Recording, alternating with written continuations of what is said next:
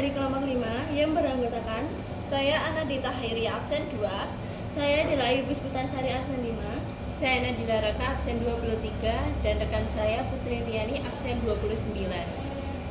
Oke, di sini kami akan menganalisis hasil dari tabel kurva S berikut. Bisa kita lihat bahwa pada minggu pertama, rencana proyek dimulai dengan progres rencana sebesar 0,96% dengan mengerjakan pekerjaan persiapan dan dapat terrealisasi sebesar 1, menunjukkan bahwa deviasi atau selisih itu sebesar 0,04. Lalu pada minggu kedua, progres rencana itu sebesar 1,45 dengan kumulatif progres rencana sebesar 2,41, mengerjakan pekerjaan persiapan dan pekerjaan galian. Nah, dalam minggu tersebut terrealisasikan sebesar 2 sehingga kumulatif realisasi itu sebesar 3, menunjukkan bahwa deviasi sebesar 0,59. Selanjutnya pada minggu ketiga progres rencana sebesar 1,28.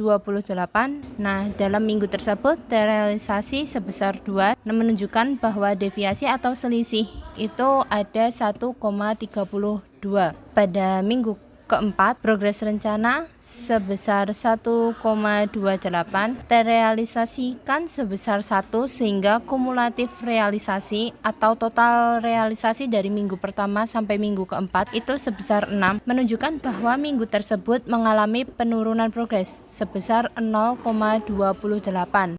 Oke, pada minggu kelima, progres rencana sebesar 2,15 dengan kumulatif progres rencana atau total dari rencana minggu pertama sampai minggu kelima itu sebesar 7,11. Nah, pada minggu tersebut terrealisasikan sebesar 2 sehingga kumulatif realisasi dari minggu pertama sampai minggu kelima itu sebesar 8. Nah, dari data tersebut dapat kita tunjukkan bahwa minggu tersebut itu mengalami penurunan sebesar 0,15 karena progres rencananya itu 2,15 dan terrealisasikan sebesar 2 sehingga mengalami penurunan sebesar 0,15. Pada minggu ke-6, progres rencana 3,23 terrealisasikan 3 sehingga kumulatif realisasi 11, menunjukkan bahwa minggu tersebut mengalami penurunan progres sebesar 0,23.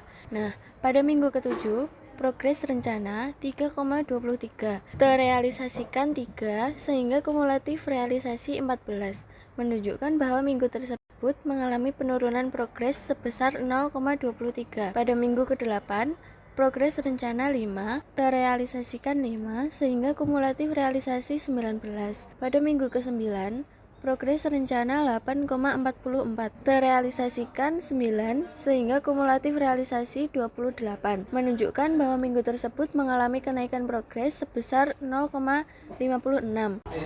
Pada minggu ke-10 terrealisasikan 11 sehingga kumulatif realisasi 39, menunjukkan bahwa minggu tersebut mengalami kenaikan progres sebesar 0,94 dengan deviasi kumulatif 1,93. Pada minggu 11, progres rencana 10,40 terrealisasikan 12,00, menunjukkan bahwa minggu tersebut mengalami kenaikan progres sebesar 1,60 dengan deviasi kumulatif 3,54. Dan pada minggu 12, progres rencana 11,55 terrealisasikan 12,00, menunjukkan bahwa minggu tersebut mengalami kenaikan progres sebesar 0,45. Dan pada minggu ke-13, progres rencana 9,51 terrealisasikan 11,00, menunjukkan bahwa minggu tersebut mengalami kenaikan progres sebesar 1,49.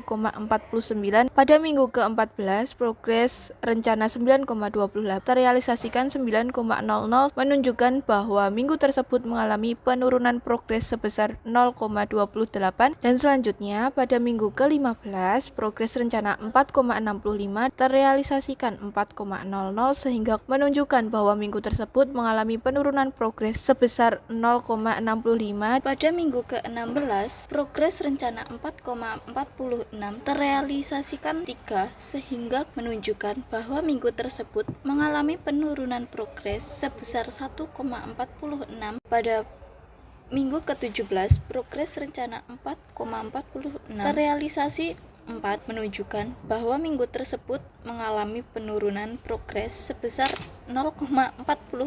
Pada minggu ke-18, progres rencana 4,65 terrealisasi 4,00, menunjukkan bahwa minggu tersebut mengalami penurunan progres sebesar 0,65.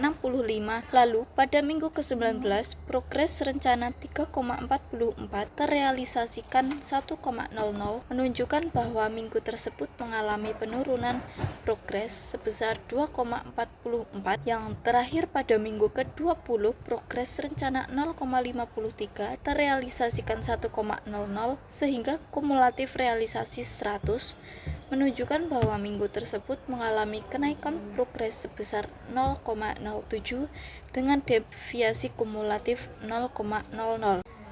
Dari analisa yang telah kami lakukan, progres realisasi berjalan lebih baik dari progres rencana. Dalam pelaksanaannya, progres realisasi berada di atas garis progres rencana awal, maka hal ini membuat time schedule ini termasuk dalam kategori memiliki peningkatan yang cukup. Lalu selanjutnya, lintasan kritis. Lintasan kritis merupakan lintasan yang paling menentukan waktu penyelesaian proyek secara keseluruhan atau mengidentifikasi urutan. Langkah-langkah penting dan saling bergantung yang membentuk rencana kerja dari awal hingga akhir, juga mengidentifikasi tugas-tugas yang tidak penting dalam rencana kerja tersebut. Nah, dari tabel kurva S di atas, minggu ke-6 hingga minggu ke-9, minggu ke-10 hingga minggu ke-13, dan minggu ke-14 hingga minggu ke-17 mengalami lintasan kritis sebab dalam aktivitasnya memakan waktu yang lebih lama dari pekerjaan yang lain. Pada minggu-minggu tersebut, apabila pekerjaan mengalami keterlambatan akan membuat time schedule berantakan. Sekian penjelasan dari kami. Wassalamualaikum warahmatullahi wabarakatuh.